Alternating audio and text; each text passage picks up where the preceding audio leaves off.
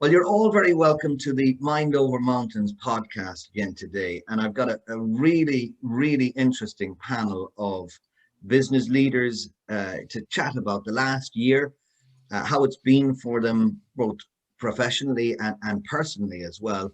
And then we'll have some great tips that people can give to our listeners, indeed, in relation to how to cope, how to develop, how to push on, how to innovate. So a theme that we're hearing a lot through these podcasts would be innovation. And especially then how to take care of yourself and develop on that way. Um, so let me just briefly introduce, first of all, everybody as an overview. We'll get to chatting to people in a while, but I have with me Marc from Big Red Book. We've got Sabine Louet, or Louet, I should say, from Science Pod. I've got Joseph Costello, who's a mentor, and I've got Paul McCarthy from Snapfix. And of course, as always, every week, we've got Máirtín Óg from MindOverMountains. And let me start with you, Máirtín. I guess if we can get from yourself an appreciation of, from your perspective, how things have been over the last maybe year and a half, for MindOverMountains, for your business and for yourself personally. And maybe that'll give us a sort of a theme of what guys will be talking about here. Thanks, Brendan. Yeah, it's like everybody else, and I think I've spoken to a few of the guys actually on this podcast before this. We had a brief Zoom call, but like every other business, really, there's been a lot of changes, and it's been a lot about adapting and trying to keep on top of what we were doing and trying to service people and their needs and their changing needs. Of course, we had to go online, and that made a big difference.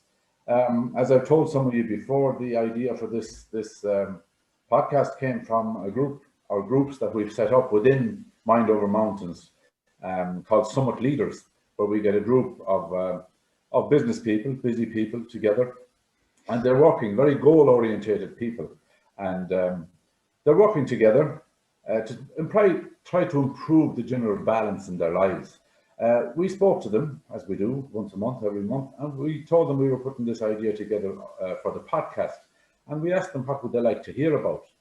And it was unanimous, really, within the groups that they'd like to hear from other business leaders and other busy people as to how they were coping with the changes in their lives with COVID and the changes it had brought about, the changes to their businesses, and how they were coping personally. So that's basically where this came from, and that was where the idea for the podcast came from. Okay, how have you coped personally over the year, Martin? If I can put the doctor on the patient's chair now, how have you coped? Well, I think myself, I coped rather well. I started off probably 14 months ago with a bit of a shock to my system, and that I had to go and get a procedure done where I got 4 stents put in, which was a huge shock to me personally because I was a very fit guy, I still am, but it made me take stock, of course, as something like that would. But personally, I have kept myself busy, but I've improved. If my balance was anyway out of kilter at all, I've improved that a lot more, and that I try not to be hugely work orientated now. I try to improve my balance with having a bit of family orientation, relationships, and space for myself as well, to exercise, to get outside, and to try and get that balance right. So that's been the big change for me, really. Okay, and for, let's say, listeners who wouldn't be all that familiar with MindOverMountains, what is the main point of MindOverMountains? Why did you set that up, and what was it that you wanted to achieve there? Well, like a lot of the guys sitting in their chairs there now, I ran a couple of businesses for over 30 years, multi-million-pound businesses. And with the last crash, which was property related, of course, 2008, 2009, I lost both businesses. And I found during those years, previous 15, 20 years, that I was dedicating huge amounts of time and effort to my work. And when I got the opportunity, I suppose, through what had happened, to look back at it, I saw how much I was out of balance, really. I was hugely dedicated to my work, and I was hugely orientated to work-related things every day. So I found that I had something to offer back to people. I went into the life coaching course. I found when I was coached myself during those years, when I got into difficulty, I found life coaching brilliant. So I went back and did that course as well. And I set up Mind Over Mountains with a view to try and get people to look at their lives and adjust the balance in their lives if it wasn't where it should be. And that's the first reason I decided to set up Mind Over Mountains. And it has mushroomed now into getting people to look at their lives and trying to improve the balance. And not everybody will want to go to Mount Everest like I did, or cycle a bike across America or whatever. But it's just that you make small changes to your life to improve that balance. Oh, okay. And you mentioned then that you also bring together business leaders, is it, for little pods, as you call it? We set up Summit Leaders for that reason, particularly, where we check in once a month. It's a membership thing, 12 months. And what happens really within the groups, it's set up, we have a couple of groups, predominantly 7 in each group, where they're actually mentoring one another. I'm facilitating it, and I'm mentoring them as well. And it's very goal orientated, where usually the 3 main aims is it's business, their careers, family, health and well-being. And out of that and out of their goals, it comes a natural progression where they're motivated, and they find it brilliant to be involved in a group of like-minded people. So that's and have you seen, just with those business people, let's say, that business leaders in those groups, have you seen any shift in priorities for them over the last year and a half or so? I have indeed, because I suppose going back to where I was myself, when you are running a business, it takes over a lot of your life. And being involved in the likes of a group like this with Summit Leaders, first of all, there's a commitment that you're involved in something that people want to make changes. And there are goals, and you were asked about your own personal goals in the beginning, whatever they may be. And we work on that, and we work on your mindset and your motivation. And I can see big shifts in people, where they're doing stuff that they had on bucket lists for a long, long time. And we begin to slowly progress them into making that part of their lives. Okay. Máirtín, thanks a million. We'll get back to you a little bit later on, but I really want to hear what our guests have to say about the last year and a half or so. And let me start with Marc O'Dwyer from Big Red Cloud. Tell me about your business first, Marc, and then tell me how the last while has been for you, professionally and personally. So we're 28 years in business, Brendan. Initially, it was Big Red Book. The name came from the old red ledgers people used to use. It's very simple online. Well, it's now online, simple product to use. So business owners who aren't bookkeepers or accountants can actually do their own books. We have a change or delete in it, which is like Tipex, which gives them confidence to do their books. So we have desktop accounts. We have desktop payroll, which is cloud enabled. And then in 2012, we went on a journey and we launched the cloud. So we started that journey in 2009 after going to an Enterprise Ireland seminar on moving your product or service to cloud. So we were very early adopters on the cloud. We service over 55,000 businesses here in Ireland and the UK. And we are 100% Irish business, catering for all VAT and tax requirements from an Ireland point of view. So we're very customer orientated. The single biggest reason customers stay with us is our customer support. It's all based here in Ireland. And I guess to go back over the last 14 months, like everybody, we were hit like a juggernaut when it came in March 12th, 13th. I've been through a number of recessions before. At the time in March, we didn't anticipate what the impact or what it was going to be like. Obviously, you're not a prophet, so you can't foresee what's going to happen. So we were prudent. So we sent everybody home, as everybody did. Thankfully, being an IT business, we were already set up for that. I don't know if your listeners will remember the really bad snow we had there in, I think it was 2016. We were all home at that stage, but we were able to support all our customers. The worst thing that happened there was that our server in the office went down.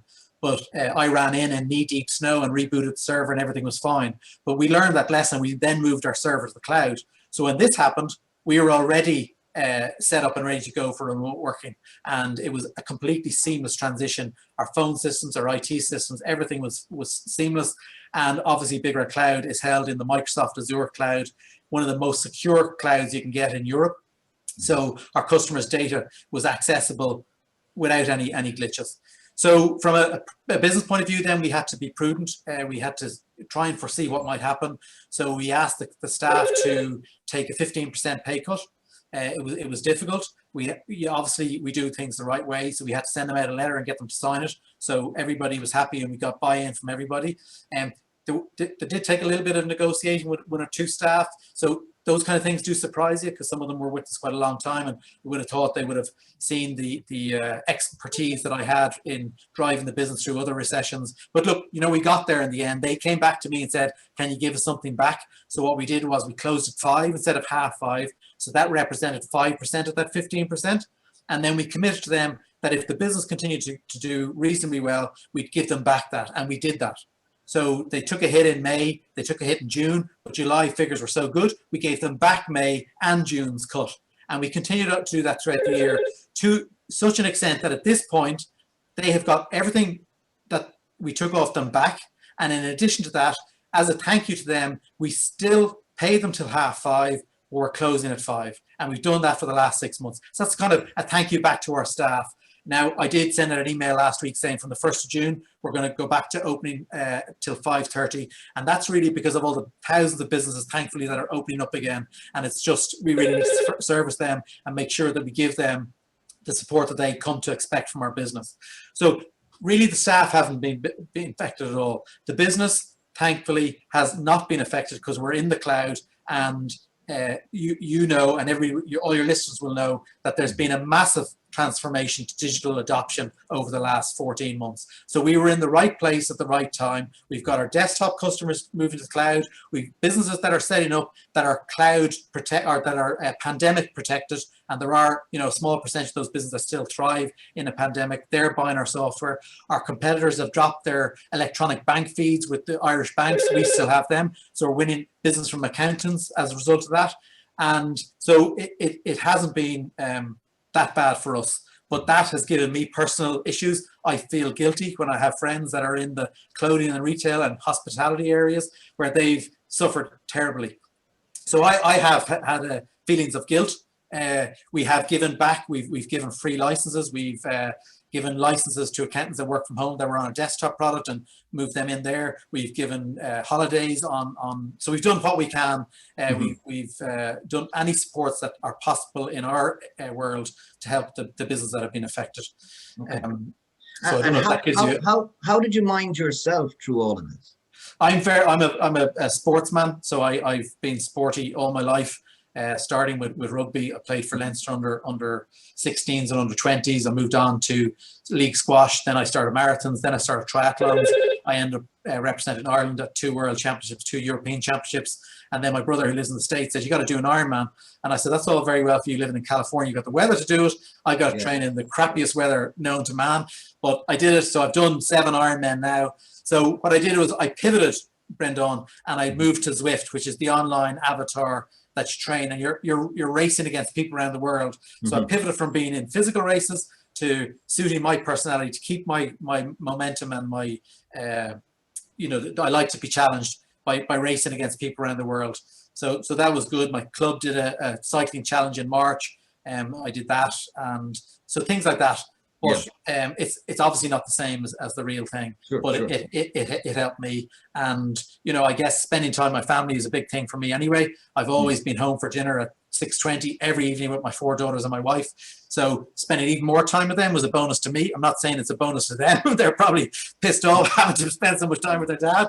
But it was great, and we've a great family, and it bonded all that even more of a bond than we've had in the past. So really, overall, much and all, if I could change things, obviously I wouldn't want it and wish it on anybody.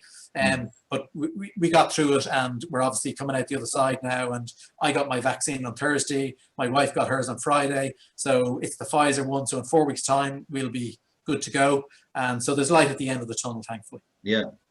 Listen, whenever I hear it that a man has 4 daughters or a family of all daughters, I say, God bless that man, because my father-in-law had 6 daughters, and believe me, he's well looked after now. There's no doubt Well, about it'll be 4 weddings at my funeral, Brendan.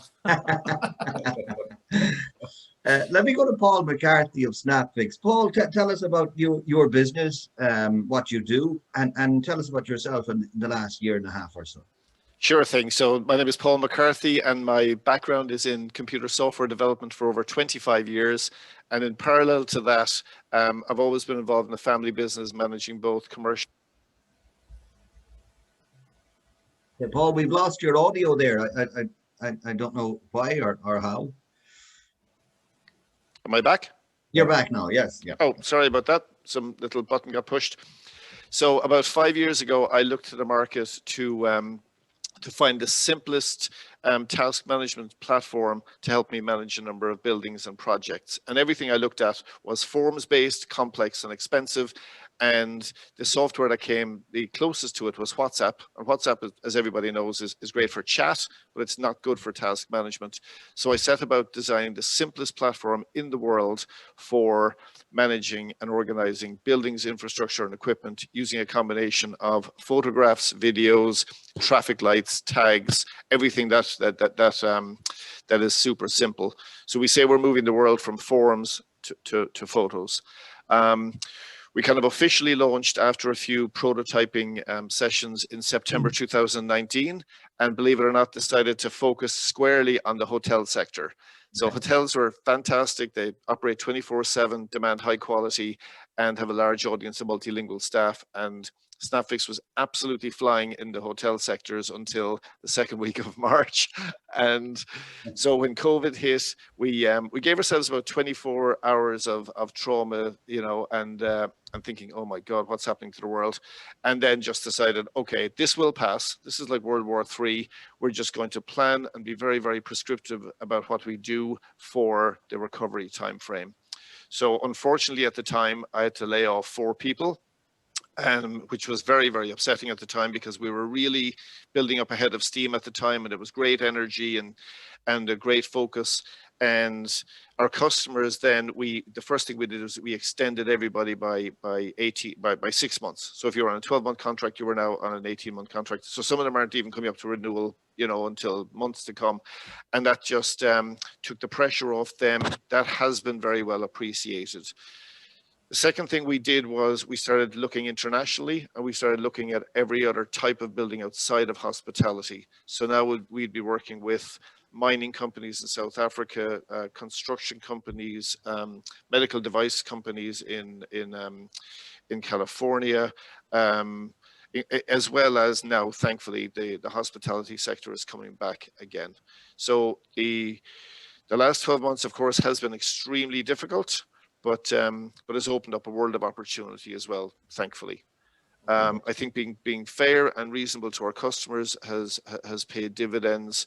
It has forced us to look global, which has paid huge dividends. I mean, COVID definitely has accelerated technology adoption by probably about 5 years, and that's a hell of a wave. And yeah, I'm a glass half full kind of person anyway, so we're always trying to keep it positive. And for yourself personally, was there anything that you did that helped you along? Well, I've got 3 kids, ranging from 9 to 16, so they always kept me busy. I like, just like Marc, to be home for dinner every evening. I swim in a 40-foot pretty much every single day.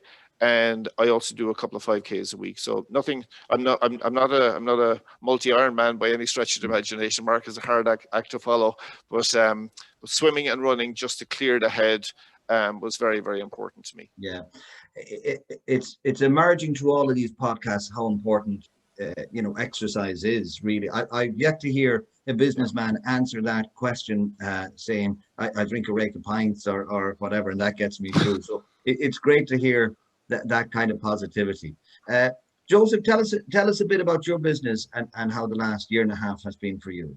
Well, I've several businesses. So I've a commercial property business with 48 tenants. So I was lucky enough that it spread out over a lot of different sectors. There was a few of them that was hit hard, a few dance companies and gyms and that, and you just had to, you know, do some sort of relief for them.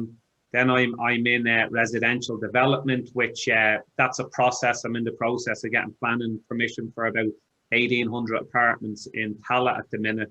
But my main focus at the minute, my main purpose in life, I suppose, is I'm a mentor. So I help people in business, I suppose, to tap into that inner part of themselves to, in situations like this, that they can live their life from the inside. So for me, nothing much has changed, because in 2003, I had a mental breakdown myself, and I really had to look at who I was and really develop life skills very similar to what Martin does there himself. And we're starting to look inside ourselves. So does your environment control your thinking, or does your thinking control your environment? So we really, I probably have about 70 odd people within the mentorship at the moment. It's a 6-month program. So in the last 6 months, we were just teaching them to go inside of them and not live their life through their 5 senses. So, you know, we can get caught up on, I'm well aware of what's going on, but I try not look at too much news or too much notifications or social media, because if that's the case, you'll probably do nothing in life. So when you start living from the inside and asking you the question, well, what is it that you want in your life? And as Martin said there, it's very similar. There's sort of, we break it down into 3 things. You know, you have your career, your business, you have your relationships, you know, with yourself. That's one of the main things we look at, is your relationship with yourself and your relationships with your family and your friends. And then you have your mind, your body and soul. And I suppose it's sort of one of the main things I teach is when you grow as an individual yourself, all these is a byproduct of you yourself. So a lot of the emphasis that I teach and live by myself is me growing as an individual and my clients growing as an individual. So it has been pretty good. At times I'm afraid to say that, because you're nearly putting yourself up, you know, like that. But that's the way I feel. Yeah. Yeah. Very interesting. I'd say when we're talking to Martin, a lot of that will resonate with what the Summit Leaders groups, for example, would be looking at. That's very good. And Sabine, can you tell us about Science Pod and how the last year and a half has been for you then? Yeah, thank you for the opportunity to come and share my story today. Yeah, so Science Pod was created 6 years ago already. It's a mission-driven business that dedicated to making the latest progress in technology, in science and medicine available and accessible language to whoever needs to know about them. So we primarily service the global science publishers, so the people who publish the original progress in very long-winded documents. And we are now moving towards servicing all the research and development based corporations, such as pharmaceutical. Ireland is in a good space for that, but also IT, clean tech, you know, anybody who's doing brainy work. We love to talk about them because we have that skill. So the business was set up from the outset as a remote working business. So for us, the pandemic was actually a fantastic test to see whether our processes were robust, and they were indeed. And we actually grown during the pandemic. We're one of those few people who actually, you know, were able to surf that wave, partly because we were slightly ahead of our customers when we started. And then when the pandemic hit, like what other people on this podcast have been saying, we were able to help them follow through with their digital transformation. So moving their traditional processes from pretty much offline to online. And specifically what we do is we typically would take a very long study or you know, a technical document, and we will convert it into multiple digital stories. We'll get a podcast interview with the author of the document. We'll get a video interview with another author. We will create an infographic summarizing, you know, in a nutshell what the findings are. And we'd also do a lot of summarization or news story style writing. and animation and video. So anything under the sky that can be shared online, we can create in an accessible manner. So that's the core of my business. So even though we're based in Ireland, we have very few customers in Ireland. We're very much an export-driven business. We work mainly in Europe, US, some clients in Singapore, in Asia Pacific region as well. And to be honest, it doesn't matter where they are as long as they do interesting, technical and complex work. Yeah. So that's great. So you were ready for remote work anyway. So it didn't have any negative impact on your business. What about yourself personally? Because obviously all the COVID restrictions would have impacted on you personally. How did you deal with the last year and a half in that way? Again, it's interesting because I had been working remotely all along. My company is a virtual company, so interestingly, we onboarded 3 more people in the course of the past 12 to 15 months, and that was more difficult. From a personal perspective, I happened to be moving during the 2nd week of the lockdown, so COVID was kind of a lesser priority at the time. We were very fortunate to have more space. So from a personal perspective, we each had an office, and our kids could walk to school when they still were able to. Again, 3 children, 3 daughters. The personal benefit of COVID had been that we had been exercising as a family, going for endless walks around Howth and that area, Portmarnock, St. Anne's and so on. We've been cooking like never before. We've been cycling and now taking on the swimming closer to the good season. But what this has taught us is very much to work closer as a family, it's brought us back together, and that can only be good. It's also forced us to try and be more didactic with the children, trying to teach them certain things like resilience, which for them in the scale of their life, having 1 year being in lockdown is a big deal. We as adults know that in the scale of our lifetime, okay, we've had a difficult year, but it's going to pass. So that was quite an educational experience. And obviously we've had members of family passing away and all these things that have been made very awkward and very difficult to accept and to digest. But unfortunately, we'll have to just work on it and accept it in a longer period of time that normally would happen, is my view. Yeah. So we've heard all the different opinions maybe of how the year and a half has gone. What I always take from these podcasts, and this is why I love to do these, is there's a great spirit amongst entrepreneurs, and it's a real positive growth mentality, if you like. So I'd like you all now to spend the next couple of minutes in an open kind of discussion to talk to our listeners who may not be entrepreneurs or who may be struggling in their business or struggling personally. Are there tips that you've gained over the last year or year and a half or so? Is there something you've done? One entrepreneur, for example, in a podcast told us he used to stand on nails. So I'm not asking anybody to tell us that you're standing on nails, but is there anything that's been good, that's added maybe to your daily routine or changed up things for you? And let me start with you, Paul. Believe it or not, I learned how to swim in the last 10 years. I had a fantastic swimming coach up in Killiney Castle. And so my entry into the sea has been a big thing for me. And actually, I have a little bit of a fear of going too far out from the safe edge.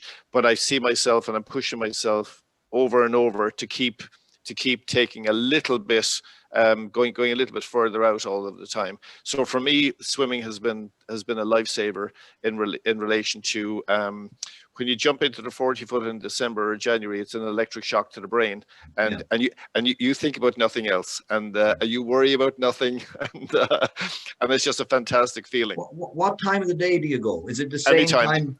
Anytime. No, I don't have a routine. So it's either, sometimes you try to track the high tide, because that's the nicest time to go in, but very often when you finish at the office 6:37, you go down, it is the lowest of the lowest tides, which is always hard to get in, but it doesn't matter, and there's a great sense of camaraderie down there too. There's a lot of people just going in for the exact same reasons. So that would be a big change for me.